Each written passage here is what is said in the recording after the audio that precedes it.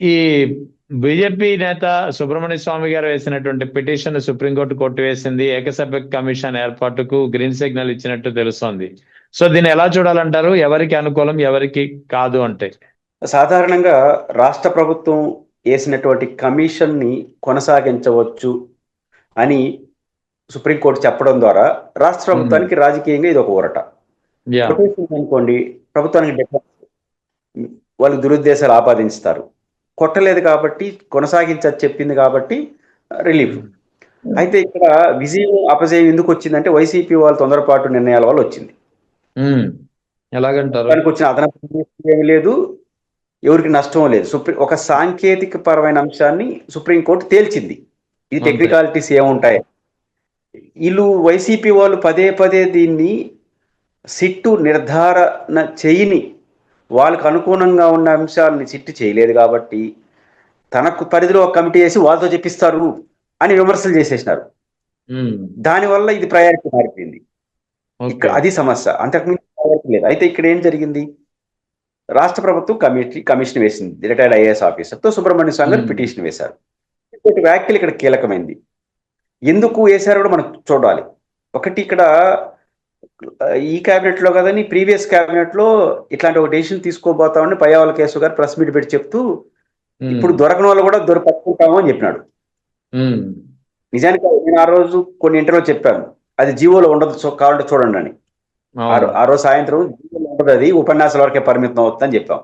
అదే జీవోలో వచ్చింది. పాయింట్ ఏంటంటే రెహమాన్ గారు, సిట్ ఎవరేశారు? సుప్రీంకోర్టు వేసింది. అవును. ఎవరి పరిధిలో? సిఐ పరిధిలో. ఈ రెండు దేశాల్లో టాప్ మోస్ట్ ఆర్గనైజేషన్స్. సుప్రీంకోర్టు సర్వోన్నత న్యాయస్థానం, సర్వోన్నతమైనటువంటి విచారణ సంస్థ సిబిఐ. వాళ్ళు వేసిన తర్వాత దానికి మించిన విచారణ సంస్థ రాష్ట్ర ప్రభుత్వం వేయగలదా? వేస్తే కోర్టు ముందు నిలబడగలదా? నిలబడదు. అయితే ఎందుకు వేసింది కమిషను? ఎందుకు వేసిందంటే సుప్రీంకోర్టు వేసిన సిట్ కొన్ని నిర్ధారణ చేసింది. ఆ నిర్ధారణ పైన సుప్రీంకోర్టు ఏం చేయబోతుందో చూద్దాం తీర్పులో. కానీ ఏమి నిర్ధారణలు? ఇన్ని లక్షల కిలోల నెయ్యి కాకుండా వేరే ఆర్టిఫిషియల్ నెయ్యి తయారు చేసి కొన్ని కెమికల్స్ టేస్ట్ కోసం, రంగు కోసం, రుచి కోసం పెట్టి చేశారు, సప్లై చేశారు బోలేబాబా రిలేటెడ్. వాళ్ళు ఒక నిర్ధారణకు వచ్చారు. దీనికి ఎవరో ఒకరు బాధ్యులు ఫిక్స్ చేస్తారు కదా, సమ్ XYZ. దాదాపు సంస్థలు, వ్యక్తులు కలిపి 36 మంది నిర్ధారించారు దోషులుగా. ఎవరు? సిట్టు. వాళ్ళపై ఏం యాక్షన్ తీసుకోవాలి సిట్టు చెప్పలేదు. సిట్టు పరిధి కాదు అది. అవును. వాళ్ళపైన యాక్షన్ తీసుకోమంటుంది, బాధ్యుల్ని ఫిక్స్ చేస్తుంది. వాళ్ళపైన ఏం యాక్షన్ తీసుకోవాలో రాష్ట్ర ప్రభుత్వం చేయాలి. కాబట్టి ఇప్పుడు సిట్టు నిర్ధారించిన దాన్ని డిపార్ట్మెంట్కి కూడా అప్పగించవచ్చు, మీరు ఆ పని చేయండి అని. రాష్ట్ర ప్రభుత్వం కమిషన్ వేసింది. ఆ రైట్ రాష్ట్ర ప్రభుత్వానికి ఉంది. రాష్ట్ర ప్రభుత్వం పరిధి ఏంటంటే, ఈ కమిషన్ పరిధి ఏంటంటే, సుప్రీంకోర్టు సిట్టు యొక్క నిర్ధారణకు వచ్చింది కదా ఫైండింగ్స్, 30 మంది 36 సంస్థలు అన్ని కలిపి వేశారు కదా, వాళ్ళు చేసిన స్పెసిఫిక్ నేరం ఏమిటి, వాళ్ళని విచారించి వాళ్ళపైన ఎలాంటి చర్యలు తీసుకోవాలో సిఫార్సు చేస్తుంది. సిట్టు నిర్ధారించిన దోషుల పైన, సిట్టు నిర్ధారించినటువంటి ఆరోపణలు ఎదుర్కొంటున్న వాళ్ళపైన విచారిస్తుంది. వీళ్ళు సొంత విచారణ ఏం చేయదు. అది ఇంకా ప్రత్యేకించి ప్యారలల్ విచారణ కొత్తగా అయితే ఈ విషయంలో చేయదు, ఇంకా ఏమి చేయదు. చేస్తే మళ్ళీ సుప్రీంకోర్టు జోక్యం చేసుకుంటుంది. అదే సుప్రీంకోర్టు చెప్పింది. సుప్రీంకోర్టు ఏం చెప్పింది? ఎవరి పరిధిలో వాళ్ళు ఉంటారని తెలుసు, మేము నమ్ముతున్నాము. ఒకరి పరిధిలో ఒకరు జోక్యం చేసుకోమని నమ్ముతున్నాము. ఇది అంటే అమ్ముతున్నాడు అసలు దయ్యం కాదు, మేము అనుకుంటున్నామని. అంత మించిపోతే కొట్టేస్తుంది, అది పెద్ద ఇష్యూ కాదు.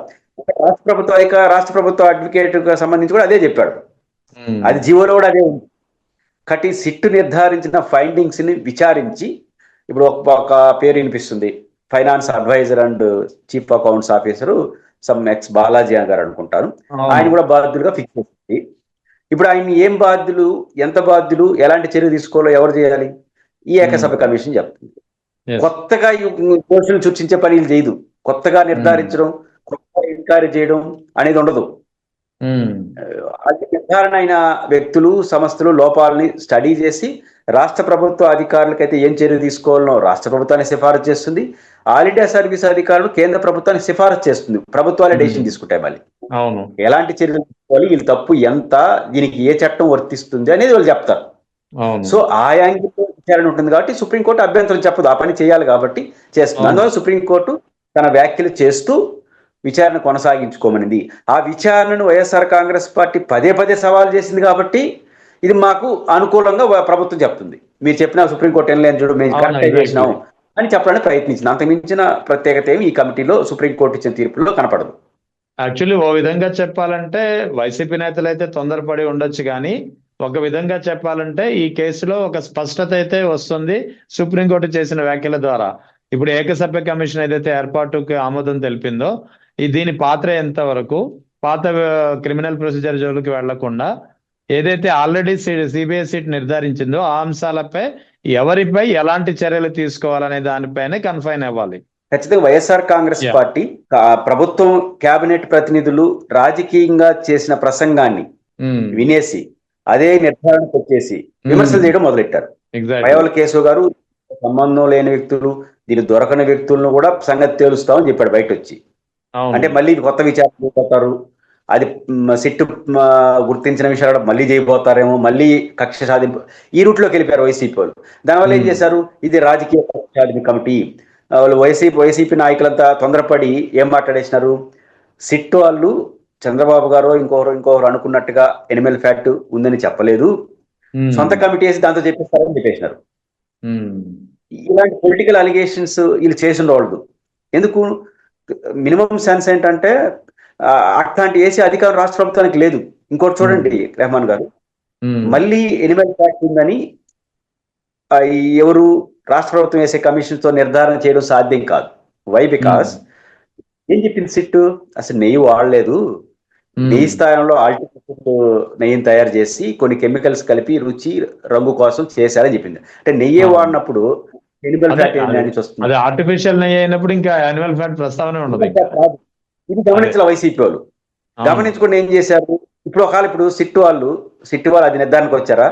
ఇప్పుడు ఈ లేచిన ఏకసభ్య కమిషన్ దాని జోలికి పోయి ఇక్కడ ఎనిమల్ ఫ్యాట్ వాడారు అని నిర్ధారణకు వస్తే నెయ్యి వాడినట్టేగా. అవును, అంతే కదా. వాళ్ళేమో నెయ్యి వాడలేదంటారు, సర్వోన్నత న్యాయస్థానం నెయ్యి వాడలేదని ఈ ఏకసభ్య కమిషన్ వాడినారని చెప్తే ఇంకేముంది విచారణ? అయిపోయింది అడిగి. వైఎస్ఆర్ కాంగ్రెస్ పార్టీ తొందరపడి వ్యాఖ్యలు చేసిన కారణంగా ఇప్పుడు గ్లామర్ పెరిగింది ప్రభుత్వానికి. ఏమని? వైసీపీ వాళ్ళు ఇది వేయడానికి లేదు, ఇది దుర్మార్గం, ఇది ఏంది, సుప్రీంకోర్టు యొక్క తీర్పుని కంటెంప్ట్ ఆఫ్ కోర్టు వరకు వెళ్ళిపోయారు కొంతమంది. ఇప్పుడు సుప్రీంకోర్టు పోవచ్చు అని చెప్పింది. ఇప్పుడు తెలుగుదేశం పార్టీ అడ్వాంటేజ్ తీసుకుంటుంది కదా వైసీపీ. కాబట్టి వైఎస్ఆర్ కాంగ్రెస్ పార్టీ ఇట్లాంటి సున్నితమైన అంశాలు టెక్నికల్ స్టడీస్ చేసి మాట్లాడితే ఈ సమస్య వచ్చి ఉండదు. నిజానికి వైసీపీ మాట్లాడుకున్నామంటే ఈరోజు సుప్రీంకోర్టు ఇచ్చిన తీర్పు మాకు అనుకూలమైన ప్రభుత్వం చెప్పుకునే పరిస్థితి కూడా లేదు. అవును, వీళ్ళు ఎక్కువ చేయడం వల్ల సుప్రీం ఓవరాల్ గా ఈ పరిణామం ఏదైతే ఇప్పుడు సుప్రీంకోర్టు వచ్చిన తర్వాత ఇది రాజకీయ పరంగా మీరు చెప్పినట్టు తెలుగుదేశం కూటమి ప్రభుత్వానికి ఒక కాస్త ఊరట ఇచ్చే అంశం. వైఎస్ఆర్ కాంగ్రెస్ పార్టీకి ఎంతవరకు ఉపయోగపడుతుందంటే మీరేమంటారు? ఉపయోగపడేది అంటే ఒకటి ప్రజలకు ఉపయోగపడుతుంది. అదేంటి, ఈ కమిటీ నో డౌట్. వైసీపీ వాళ్ళకి ఇంకో తలనొప్పి ఏంటంటే ఈ కమిటీ వరకు ఏమి ఇబ్బంది ఉండదు, వాళ్ళ పని వాళ్ళు చేసుకుంటారు. రేపు నుంచి జరిగేది ఏంటంటే ఇప్పుడు కమిటీ ఏకసభ్య కమిషన్ ఈ సిట్ కొన్ని ఫైండింగ్స్ వేసాయి కదా, వాళ్ళకి నోటీసులు ఇస్తారు. అవును, నోటీస్ విచారించాలి కదా, సమ్ ఎక్స్ నోటీస్ ఇస్తారు, ఆయన విచారణకు వస్తారు. ఆ రోజు సాయంత్రం మన టీవీ డిబేట్ లో విచారణ స్టార్ట్ అవుతుంది. వాళ్ళ విచారణ ఒక రకంగా ఉంటుంది, మన విచారణ వేరే రకంగా ఉంటుంది. ఆయన వెళ్ళాడట, ఆయన జగన్మోహన్ రెడ్డి గారి పేరు చెప్పినాడంట, మన విచారణ స్టార్ట్ అయిపోతాయి. ఇది మాత్రం న్యూసెన్సే, మళ్ళీ మొదటికి వస్తుంది. ఆడేం జరగదు, కమిటీలో ఏమో పద్ధతి ప్రకారం అన్ని జరుగుతాయి. పైపెచ్చు సర్వీస్ లో ఉన్న ఎంప్లాయీస్ కాబట్టి వాళ్ళెవరు బయట వచ్చి మాట్లాడు, లోపల వాళ్ళు ఉన్నది చెప్తారు. బయట వచ్చి మేము అటు చెప్పలేదంటే రాజకీయ నాయకుడు కాదు కదా. ఇప్పుడు వైసీపీ లీడర్ పోయినప్పుడు రాంబాబు గారు వెళ్ళారు, వాళ్ళు ఇటు అన్నారు తప్పు, నేను చెప్పాను అంటాడు. కానీ అధికారులు అటు చెప్పరుగా, మేము చెప్పదలుచుకుంది చెప్తాము, నో కామెంట్ అని వెళ్ళిపోతారు. అనఫిషియల్ గా మాట్లాడచ్చు కానీ అఫిషియల్ గా అయితే మాట్లాడరు. అప్పుడు మన సాయంత్రం 7 నుంచి 9 వరకు విచారణలు ఏమైనా స్టార్ట్ అవుతాయి. దొరికిపోయారు, చిట్టు నుంచి తప్పించుకున్న దొంగలందరూ దీంట్లో దొరికి పూసినారు ఆయన చెప్పేసినాడు అన్ని. ఇంకా ఈ విచారణలు స్టార్ట్ అవుతాయి. ఎప్పటివరకు స్టార్ట్ అవుతాయి? సుప్రీంకోర్టు తుది తీర్పు వచ్చేంత వరకు ఈ విచారణలు ఎక్కువైపోతాయి. ఇది పొలిటికల్ న్యూసెన్స్. దానికి కౌంటర్ గా వాళ్ళు స్టార్ట్ చేస్తారు. ఈ న్యూసెన్స్ ఉండేదానికి అవకాశం ఉందే తప్ప మీడియా బాధ్యతగా వ్యవహరిస్తే ఏ న్యూసెన్స్ ఉండదు. రాజకీయ పార్టీలు కూడా హుందాగా ఉంటే ఆ కమిటీ కేవలం అడ్మినిస్ట్రేషన్ టెక్నికల్ ప్రొటెస్ట్, అది సుప్రీంకోర్టు చాలా స్పష్టంగా చెప్పింది కాబట్టి ఏమి ఇబ్బంది ఉండదు. కమిటీలు ఏకసభ్య కమిషన్ కొత్తగా ఏమి సమస్య రాదు. వాళ్ళ పని వాళ్ళు చేసుకుంటారు. ఈ రాజకీయ నాయకులు గమ్మునుంటే ఏ ఇబ్బంది ఉంది. రాజకీయ నాయకులు గమ్మున ఉండలేకపోయినా, లేదా టీవీ డిబేట్ లో గమ్మున వాడు ఇంటర్ప్రిటేషన్ రాంగ్ గా చేయకపోతే సాఫీగా ఉంది. చేస్తే మళ్ళీ పొలిటికల్ రచ్చ మొదలవుతుంది.